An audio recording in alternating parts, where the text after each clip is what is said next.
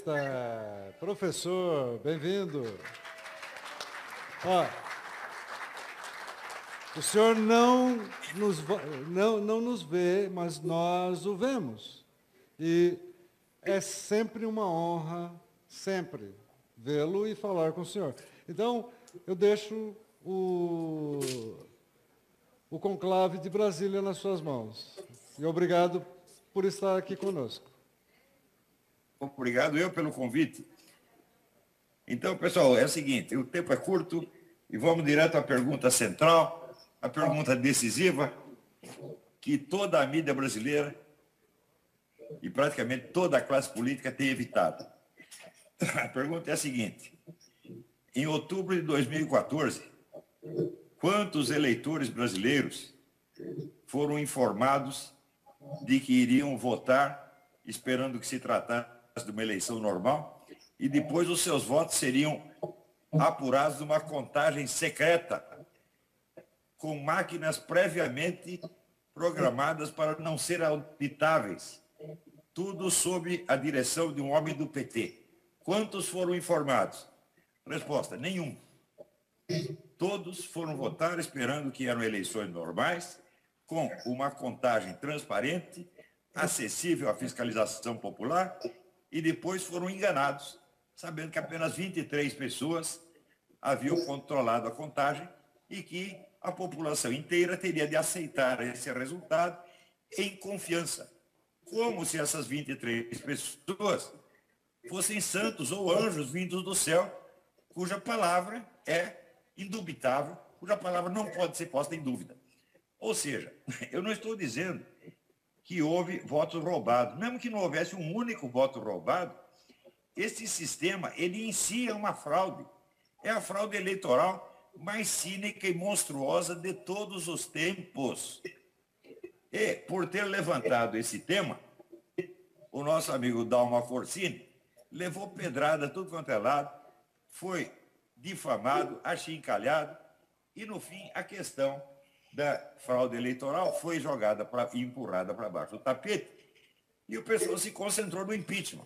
Não que o impeachment estivesse errado, mas o impeachment é um esquema demorado, é uma tática demorada, complicadíssima, e que depende, sobretudo, da classe política.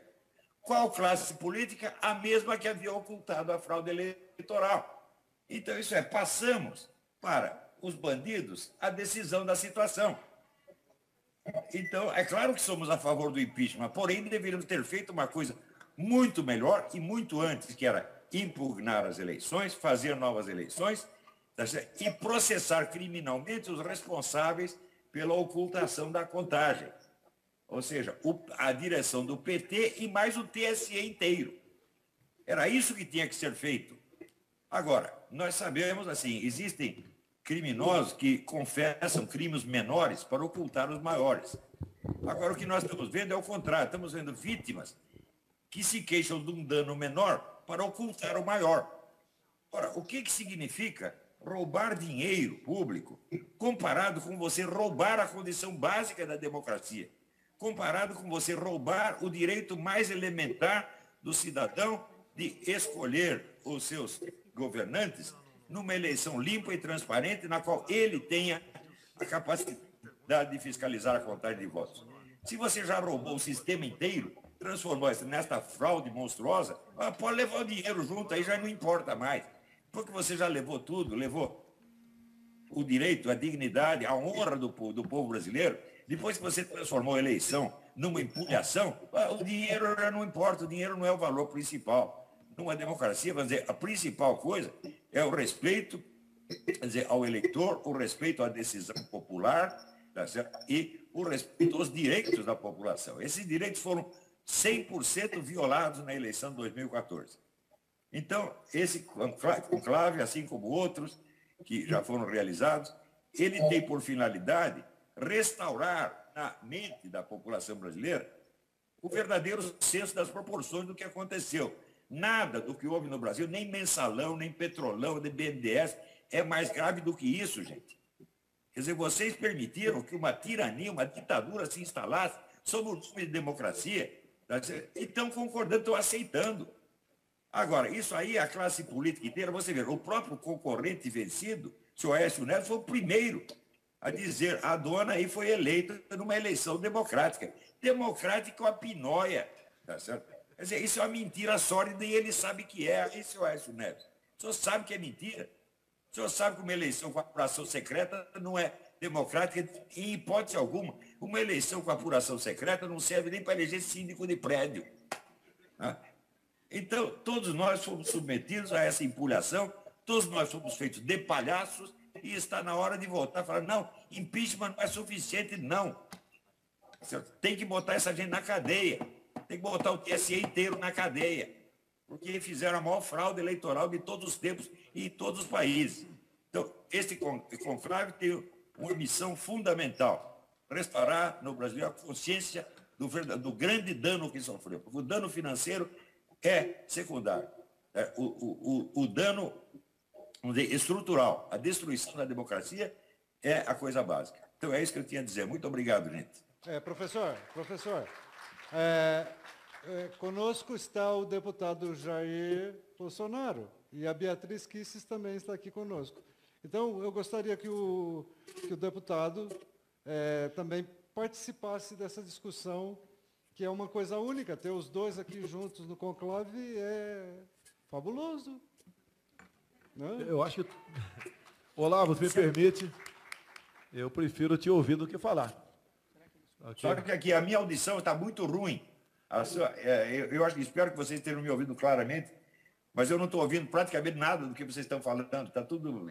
Olavo, eu acho aqui que a maioria deve concordar. Estamos aqui muito mais para ouvi-lo do que para falar. Captou aí? Capita? Capita? Olavo, é o Jair Bolsonaro. Oi, tudo bem? Teu aluno, ainda... né? Quase que eu te mando pagar umas 10 flexões aí para tu acordar, Olavo. Olavo, só no Brasil mesmo. Me permite aqui, tá?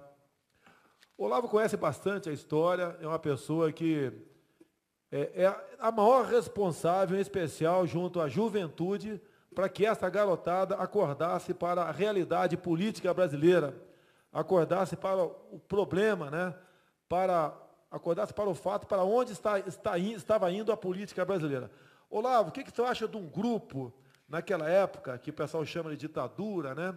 Chamado Ação Popular Marxista-Leninista. Eu vou repetir aqui. Ação Popular Marxista-Leninista. Você acha que esse grupo poderia contribuir para a democracia aqui no Brasil, Olavo? Responda aí. Não, você vê, esse grupo, ele surgiu de um truque criado pelo governo soviético no tempo do Nikita Khrushchev, que era se infiltrar na Igreja Católica e criar grupos com aparência católica, mas, na verdade, manipulado pelo governo soviético. E a Ação Popular começou assim, parecia católica no começo. No fim, saiu do armário e disse Ação Popular Marxista-Leninista. Basta isso para ver que é um grupo fraudulento desde a base. Quem quer que tenha pertencido a esta coisa, ou ele confessa os crimes que cometeu, ou confessa a empulhação que foi toda a sua vida, ou então é a pessoa que nós não podemos confiar de maneira alguma. Então, os órgãos principais eram a AP e o Partido Comunista Brasileiro. Tá certo? Esses que estavam por trás de todas as guerrilhas. O Partido Comunista Brasileiro ainda foi esperto, porque mandou uma parte ir para as guerrilhas e a outra parte ficar quietinho, fazendo a Revolução Cultural Gramsciana, que acabou ganhando a parada. Isso é, usaram o guerrilheiro como boi de pira e falaram, você vai lá morrer, você vira herói e nós tomamos o poder. E foi exatamente o que aconteceu. Foi um dos grupos mais violentos naquela época do período militar. Detalhe, a seccional Rio de Janeiro, olha, Olavo, agora presta atenção, Olavo. A seccional OAB Rio de Janeiro, ontem protocolou um pedido de cassação do meu mandato aqui no Conselho de Ética. O autor foi o advogado Felipe Santa Cruz Oliveira. Sabe quem foi o pai dele? Um dos integrantes da nossa querida Ação Popular Marxista-Leninista, que é tido como desaparecido político. Desaparecido político. Era o grupo mais violento ligado à KGB e onde os frouxos eram simplesmente justiçados. E o pai dele desapareceu em 74, ele posa até hoje como um grande arauto da democracia, que agora resolveu procurar o Conselho de Ética da Câmara para cassar o meu mandato. Então, olha só, sempre usaram Passa a palavra para o Olavo depois, hein? Sempre usaram as armas da democracia para açoitá-la. Então você vê, olha, um advogado que cita uma sentença de responsabilidade civil como se fosse uma sentença de condenação penal, tinha que ser expulso da profissão. Quer dizer, olha, o coronel Ustra foi condenado como torturador. Não, senhor, nunca foi. Não é uma ação penal, é uma situação civil. Agora, o cara não sabe a diferença entre civil e criminal. E é advogado, e está lá na OAB. Tem que ser chutado da profissão. Se o pai dele fosse vitorioso naquela época, nós aqui agora estaremos cortando o cano agora. O pai não do Olavo, o pai do Felipe Santa Cruz aqui. Tá okay? Ele não apenas toma uma sentença civil, como se fosse condenação penal, mas ainda estende essa condenação ao sujeito que não tem nada a ver com a história, que é o deputado Bolsonaro, que apenas falou umas palavras em defesa do acusado. Então, quer dizer, nós estamos vivendo aqui no rei da justiça da rainha de copas, tá entendendo? Está todo mundo louco. Agora, Olavo, é importante a tua palavra, porque isso aqui não vai ficar só nesse ambiente aqui, isso vai sair. A esquerda é extremamente unida. Os caras estão roubando bilhões, matam companheiros por aí, como não matavam no passado. Temos aí Celso Danel, tantos outros, e estão unidos no seu propósito, o poder absoluto. No nosso meio, quando acontece qualquer coisa entre nós, eu já vi o Olavo falando sobre isso aí, mesmo sem qualquer prova, alguns do nosso pessoal já nos crucificam. Não querem saber a verdade, né? E já nos crucificam. Nós não podemos agir assim. Lógico, tem algum colega aqui que cometer um crime ou algo de grave, ele tem que ser afastado do convívio, sem dúvida nenhuma. Agora, o caso do coronel Brilhante Ustra, ele não teve qualquer sentença transitado em julgado numa ação penal. E até a civil, Olavo, não chegou no final da linha. Tanto é que ele não pagou nada. Não chegou no final da linha. E o Globo de ontem, o Jornal Nacional de ontem, reconheceu já em parte que falou que não existia qualquer ação contra o coronel. Agora, no passado era o pessoal do coronel Ustra por lá de cá e o pessoal do pai do Felipe Santa Cruz, que devia ter vergonha do pai dele, né? E não se orgulhar, do outro lado. E daí, quem está em jogo isso aí? A nossa liberdade, a nossa democracia. E hoje estamos vendo aqui já esse cidadão aí, o Rui Falcão, que já chamam ele de Rui, um passarinho menor um pouquinho, né? Já juntando o que ele chama de exército STED na fronteira com a Venezuela. O que eles querem? Seria uma manobra dissuasória para desistirmos do impeachment? Ou ele já está se preparando para sair do Brasil e ir para a Venezuela, talvez? Se bem que lá agora, se levar a esposa, não vai ter como fazer cabelo, que não tem mais secador, não é proibido usar secador de cabelo em casa, além do papel higiênico, tá certo? Secador de cabelo agora. Imagina o problema que ele vai ter com a esposa dele lá. Olha, eu conheço bem o Rui Falcão, é um sujeito que nunca pensou em outra coisa que não fosse comunismo, 24 horas por dia. É talvez o comunista mais fanático que eu já conheci na minha vida. Quando assume um cargo público, pode pousar democrata, usar um pouco a ligar a democracia, mas eu conheço o cara, ele é um stalinista ferrenho, é um homem realmente perigoso. Tem até, vamos dizer, não posso lhe negar a virtude da coragem física que ele sempre demonstrou. Mas é um cara incapaz de pensar qualquer coisa fora dos cânones do marxismo-leninismo. Agora, o que esse pessoal está fazendo é o seguinte, eles estão substituindo cada vez mais, vamos dizer, a argumentação racional, a prova dos fatos, por uma exibição de falsa indignação. Quer dizer, uma excitação emocional que eles querem que contagie todo mundo para ninguém poder pensar. Por exemplo, nesse caso do Ustra, do que está provado contra o Ustra? Nada. Está provado que ele era diretor de uma entidade. Se houve algum dano praticado dentro dessa entidade, ele é responsável civilmente, ele tem que pagar a indenização. Está certo, mas não quer dizer que ele foi o autor dos delitos e nem que ele mandou alguém cometer os delitos. Ora, meu Deus do céu, responsabilidade civil é uma coisa, culpa penal é outra, completamente diferente. É uma coisa que o nego aprende no primeiro ano da faculdade de Direito e que este bosta não aprendeu até agora.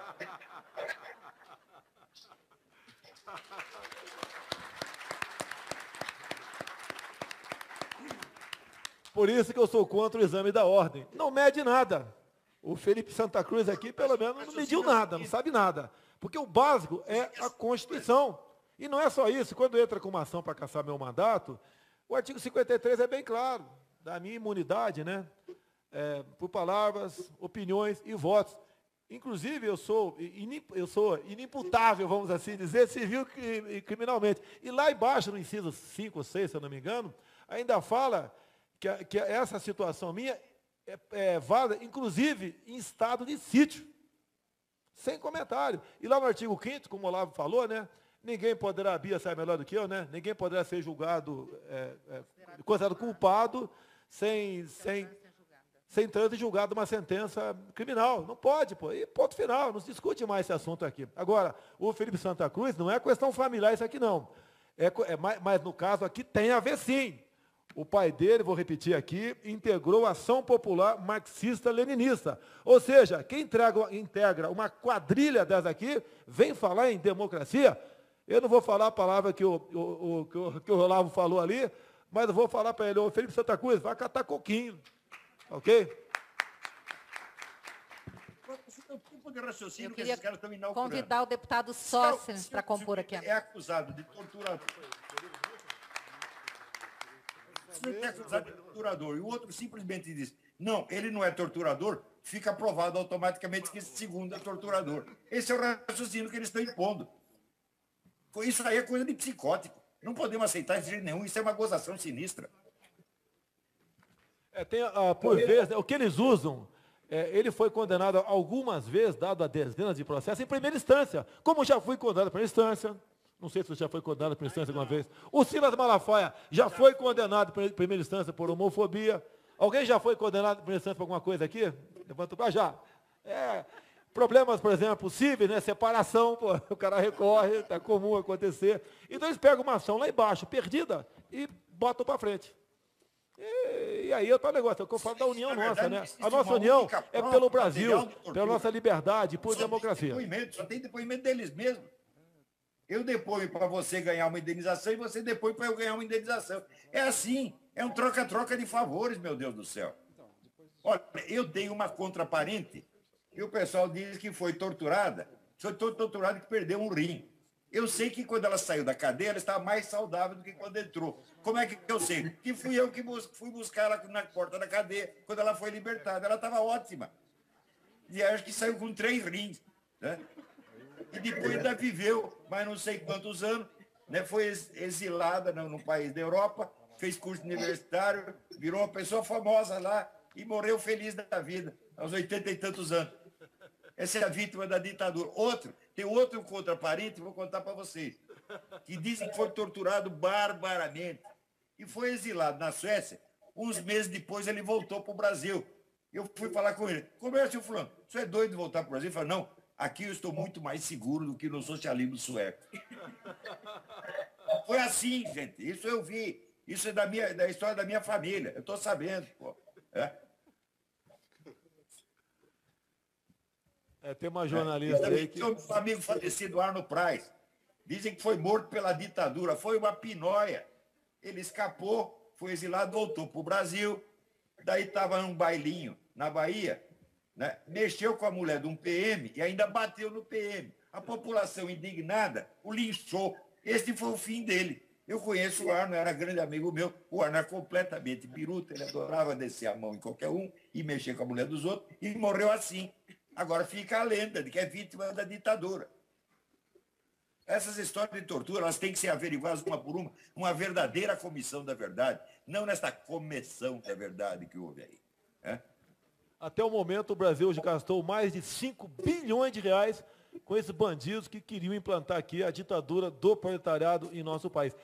No Fantástico, agora de domingo, 7 minutos, onde 3 pessoas falaram que foram barbaramente torturadas. Não me deram 1 segundo para falar sobre o coronel Brilhante Ustra. Repetindo aqui, já que o sócio chegou aqui agora, sem que pese sobre a sua vida qualquer condenação transitada e julgado por tortura. Tortura, parece que o Olavo fala, né, é a vitimização. O pessoal fica com pena do cara, foi torturado. Agora o Jean Willis, inclusive, falou lá no Fantástico que a Dilma Rousseff teve a sua mandíbula fraturada. Então, o Jean Willis falou no Fantástico. No Fantástico, no Cabrini, lá de ontem à noite. Agora, uma fratura, uma mandíbula fraturada, é só tirar um raio-x, dado o calo ósseo, demonstra que é verdade isso aí. Agora eu quero, vou fazer a campanha. Quero um raio-x da mandíbula da Dilma, tá ok? Eu prometo apagar os 2 caninos que vai aparecer lá na imagem lá, tá ok? Eu prometo apagar.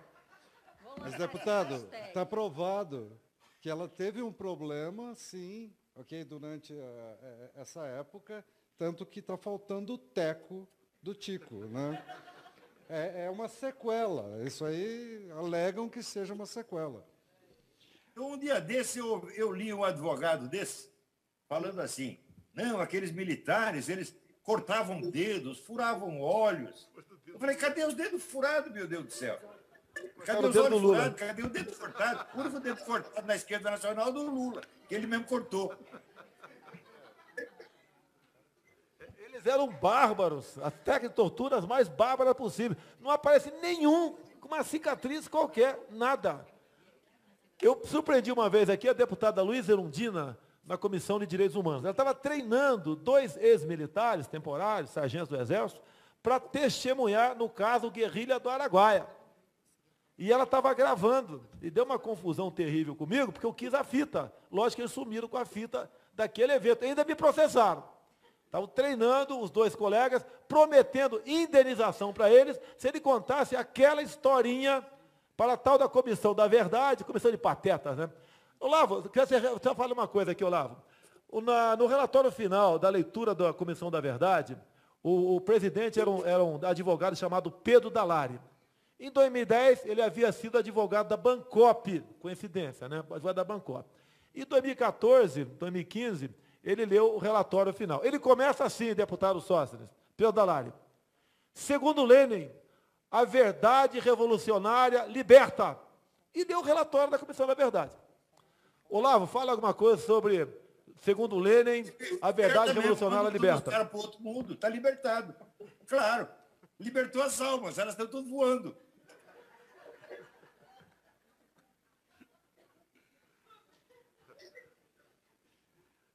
Então, esse jeito eu vou ter que sair do ar, porque eu tenho uma aula daqui a pouco. Vocês me desculpem, nós tínhamos pouco tempo e eu usei menos tempo ainda, mas olha, Bolsonaro, Feliciano, Dalmo, vocês continuem na luta aí, a verdade vai prevalecer no fim das contas.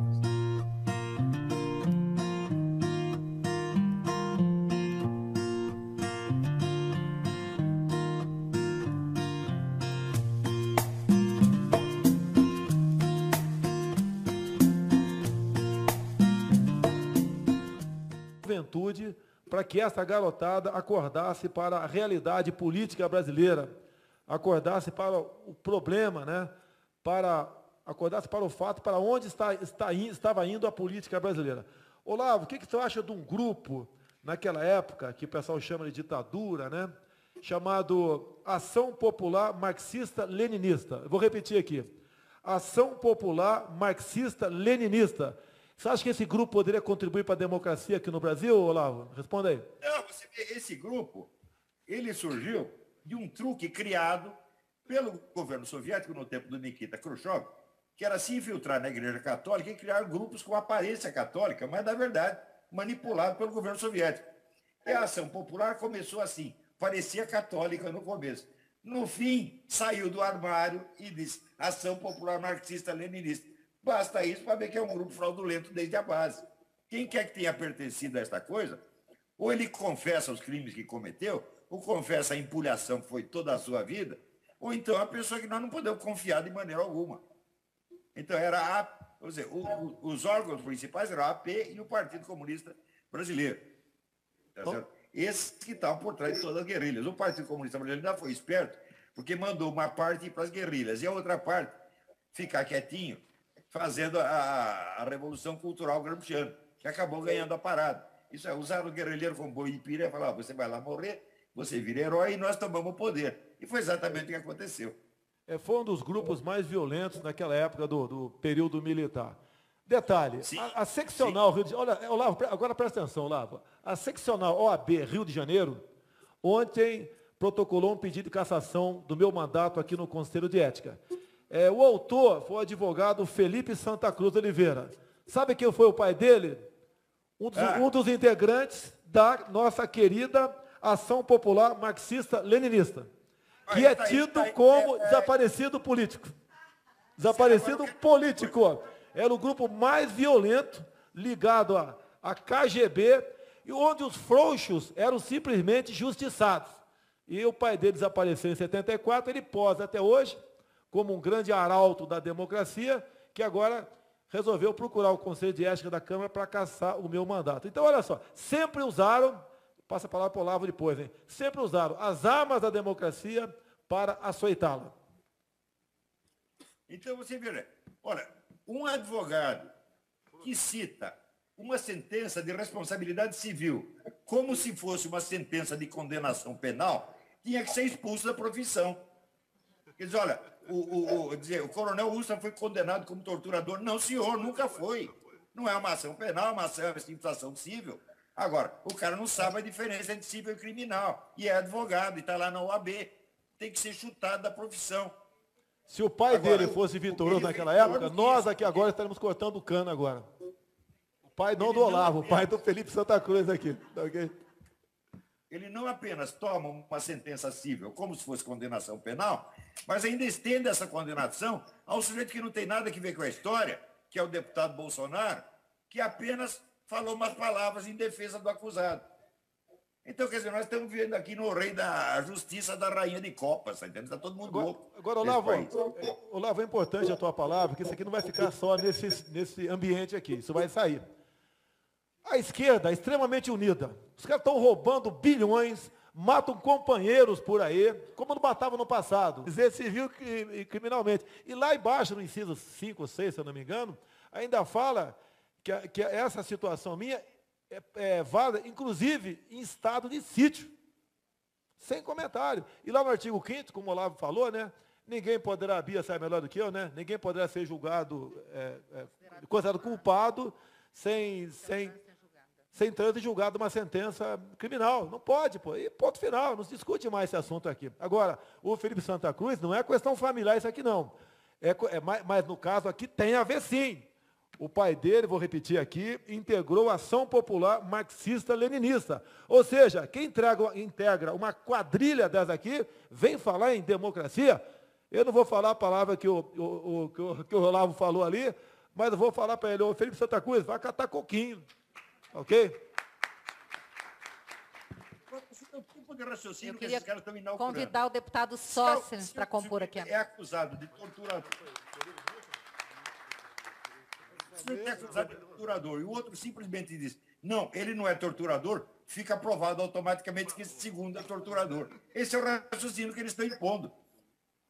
Isso aí é coisa de psicótico. Não podemos aceitar de jeito nenhum, isso é uma gozação sinistra. Por vezes, o que eles usam, ele foi condenado algumas vezes, dado a dezenas de processos, em primeira instância. Como já fui condenado em primeira instância, não sei se você já foi condenado em primeira instância alguma vez. O Silas Malafaia já foi condenado em primeira instância por homofobia. Alguém já foi condenado em primeira instância por alguma coisa aqui? Levanta o braço, já. Problemas, por exemplo, cíveis, né? Separação, pô, o cara recorre, está comum acontecer. Então eles pegam uma ação lá embaixo, perdida, e botam para frente. E aí é o negócio, é o que eu falo da união nossa, né? A nossa união é pelo Brasil, pela nossa liberdade, por democracia. Só tem depoimento deles mesmos. Eu deponho para você ganhar uma indenização e você depõe para eu ganhar uma indenização. É assim, é um troca-troca de favores, meu Deus do céu. Olha, eu tenho uma contraparente e o pessoal diz que foi torturada, e que perdeu um rim. Eu sei que quando ela saiu da cadeia, ela estava mais saudável do que quando entrou. Como é que eu sei? Que fui eu que fui buscar ela na porta da cadeia, quando ela foi libertada. Ela estava ótima. E acho que saiu com 3 rins. Né? E depois ainda viveu, mas não sei quantos anos, né? Foi exilada no país da Europa, fez curso universitário, virou uma pessoa famosa lá e morreu feliz da vida, aos 80 e tantos anos. Essa é a vítima da ditadura. Tem outro contraparente, vou contar para vocês, que dizem que foi torturado barbaramente e foi exilado na Suécia. Uns meses depois ele voltou para o Brasil. Eu fui falar com ele. Conversa, fulano, você é doido de voltar para o Brasil? Ele falou, não, aqui eu estou muito mais seguro do que no socialismo sueco. Foi assim, gente. Isso eu vi. Isso é da história da minha família. Eu estou sabendo, pô. Tem uma jornalista aí que... O meu amigo falecido Arno Praz. Dizem que foi morto pela ditadura. Foi uma pinóia. Ele escapou, foi exilado, voltou para o Brasil. Daí estava num bailinho na Bahia, né? Mexeu com a mulher de um PM e ainda bateu no PM. A população indignada o linchou. Esse foi o fim dele. Eu conheço o Arno, era grande amigo meu. O Arno era completamente biruta, ele adorava descer a mão em qualquer um e mexer com a mulher dos outros, e morreu assim. Agora fica a lenda de que é vítima da ditadura. Essas histórias de tortura, elas têm que ser averiguadas uma por uma verdadeira comissão da verdade. Não... Temos aí Celso Daniel, tantos outros, e estão unidos no seu propósito, o poder absoluto. No nosso meio, quando acontece qualquer coisa entre nós, eu já vi o Olavo falando sobre isso aí, mesmo sem qualquer prova, alguns do nosso pessoal já nos crucificam. Não querem saber a verdade, né? E já nos crucificam. Nós não podemos agir assim. Lógico, tem algum colega aqui que cometer um crime ou algo de grave, ele tem que ser afastado do convívio, sem dúvida nenhuma. Agora, o caso do Coronel Brilhante Ustra, ele não teve qualquer sentença transitado em julgado numa ação penal. E até a cível, Olavo, não chegou no final da linha. Tanto é que ele não pagou nada. Não chegou no final da linha. E o Globo de ontem, o Jornal Nacional de ontem, reconheceu já em parte que falou que não existia qualquer ação contra o coronel. Agora, no passado era o pessoal do Coronel Ustra por lá de cá e o pessoal do pai do Felipe Santa Cruz, que devia ter vergonha do pai dele, né? E não se orgulhar, do outro lado. E daí, quem está em jogo isso aí? A nossa liberdade, a nossa democracia. E hoje estamos vendo aqui já esse cidadão aí, o Rui Falcão, que já chamam ele de Rui, um passarinho menor um pouquinho, né? Já juntando o que ele chama de exército STED na fronteira com a Venezuela. O que eles querem? Seria uma manobra dissuasória para desistirmos do impeachment? Ou ele já está se preparando para sair do Brasil e ir para a Venezuela, talvez? Se bem que lá agora, se levar a esposa, não vai ter como fazer cabelo, que não tem mais secador, não é proibido usar secador de cabelo em casa, além do papel higiênico, tá certo? Secador de cabelo agora. Imagina o problema que ele vai ter com a esposa dele lá. Olha, eu conheço bem o Rui Falcão, é um sujeito que nunca pensou em outra coisa que não fosse comunismo, 24 horas por dia. É talvez o comunista mais fanático que eu já conheci na minha vida. Quando assume um cargo público, pode posar de democrata, usar um pouco a ligar a democracia, mas eu conheço o cara, ele é um stalinista ferrenho, é um homem realmente perigoso. Tem até, vamos dizer, não posso lhe negar a virtude da coragem física que ele sempre demonstrou. Mas é um cara incapaz de pensar qualquer coisa fora dos cânones do marxismo-leninismo. Agora, o que esse pessoal está fazendo é o seguinte, eles estão substituindo cada vez mais, vamos dizer, a argumentação racional, a prova dos fatos, por uma exibição de falsa indignação. Quer dizer, uma excitação emocional que eles querem que contagie todo mundo para ninguém poder pensar. Por exemplo, nesse caso do Ustra, do que está provado contra o Ustra? Nada. Está provado que ele era diretor de uma entidade. Se houve algum dano praticado dentro dessa entidade, ele é responsável, civilmente, ele tem que pagar a indenização. Está certo, mas não quer dizer que ele foi o autor dos delitos e nem que ele mandou alguém cometer os delitos.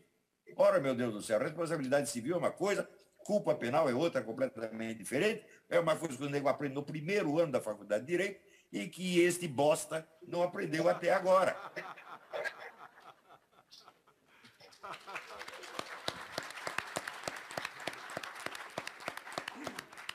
Por isso que eu sou contra o exame da ordem. Não mede nada. O Felipe Santa Cruz aqui, pelo menos, não mediu nada, não sabe nada. Porque o básico é a Constituição.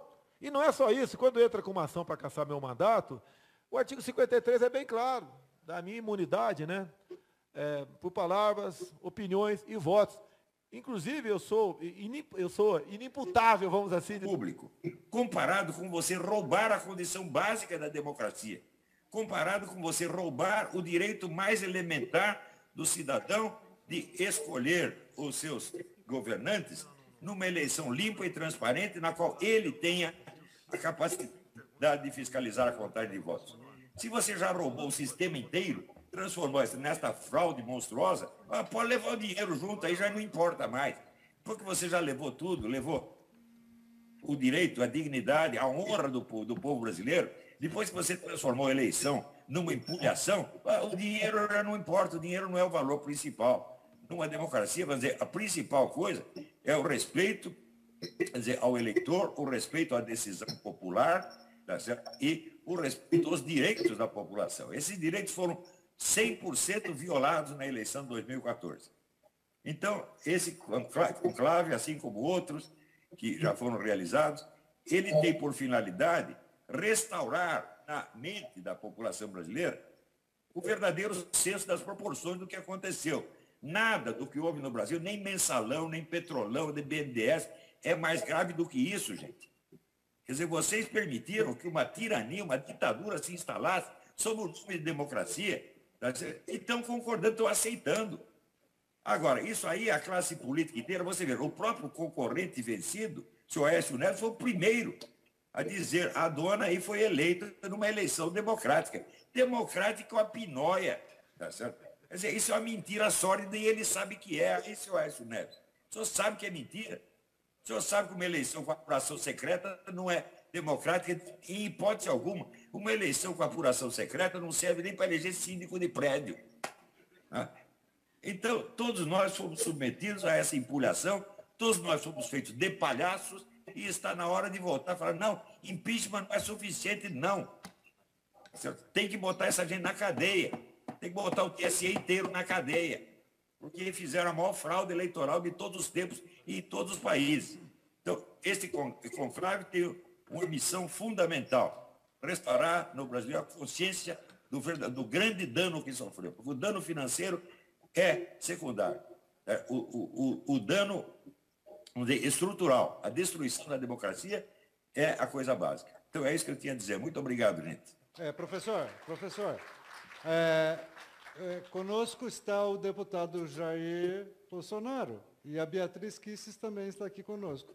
Então, eu gostaria que o deputado também participasse dessa discussão, que é uma coisa única. Ter os dois aqui juntos no conclave é fabuloso. Né? Eu acho que...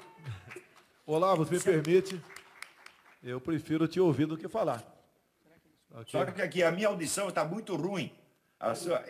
Eu espero que vocês tenham me ouvido claramente, mas eu não estou ouvindo praticamente nada do que vocês estão falando. Está tudo... Olavo, eu acho aqui que a maioria deve concordar. Estamos aqui muito mais para ouvi-lo do que para falar. Captou aí? Capita? Olavo, é o Jair Bolsonaro. Oi, tudo bem? Teu aluno, né? Quase que eu te mando pagar umas 10 flexões aí para tu acordar, Olavo. Olavo, só no Brasil mesmo. Me permite aqui, tá? Olavo conhece bastante a história, é uma pessoa que é a maior responsável, em especial, junto à juventude.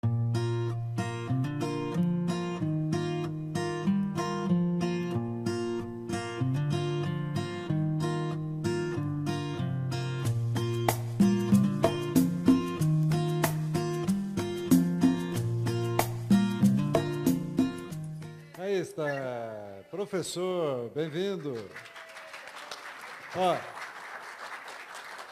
O senhor não nos vê, mas nós o vemos. E é sempre uma honra, sempre, vê-lo e falar com o senhor. Então, eu deixo o conclave de Brasília nas suas mãos. E obrigado por estar aqui conosco. Obrigado eu pelo convite. Então, pessoal, é o seguinte, o tempo é curto e vamos direto à pergunta central, a pergunta decisiva, que toda a mídia brasileira e praticamente toda a classe política tem evitado. A pergunta é a seguinte: em outubro de 2014, quantos eleitores brasileiros foram informados de que iriam votar, esperando que se tratasse de uma eleição normal, e depois os seus votos seriam apurados numa contagem secreta, com máquinas previamente programadas para não ser auditáveis, tudo sob a direção de um homem do PT. Quantos foram informados? Resposta: nenhum. Todos foram votar esperando que eram eleições normais, com uma contagem transparente, acessível à fiscalização popular, e depois foram enganados, sabendo que apenas 23 pessoas haviam controlado a contagem e que a população inteira teria de aceitar esse resultado em confiança, como se essas 23 pessoas fossem santos ou anjos vindos do céu, cuja palavra é indubitável, cuja palavra não pode ser posta em dúvida. Ou seja, eu não estou dizendo que houve votos roubados. Mesmo que não houvesse um único voto roubado, esse sistema, ele em si é uma fraude.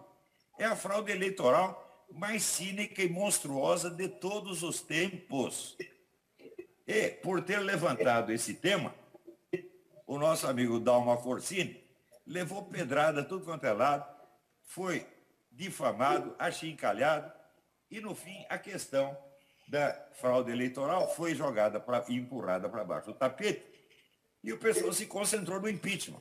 Não que o impeachment estivesse errado, mas o impeachment é um esquema demorado, é uma tática demorada, complicadíssima, e que depende, sobretudo, da classe política. Qual classe política? A mesma que havia ocultado a fraude eleitoral. Então, isso é, passamos para os bandidos a decisão da situação. Então, é claro que somos a favor do impeachment, porém deveríamos ter feito uma coisa muito melhor e muito antes, que era impugnar as eleições, fazer novas eleições e processar criminalmente os responsáveis pela ocultação da contagem. Ou seja, a direção do PT e mais o TSE inteiro. Era isso que tinha que ser feito. Agora, nós sabemos, assim, existem criminosos que confessam crimes menores para ocultar os maiores. Agora, o que nós estamos vendo é o contrário. Estamos vendo vítimas que se queixam de um dano menor para ocultar o maior. Ora, o que significa roubar dinheiro?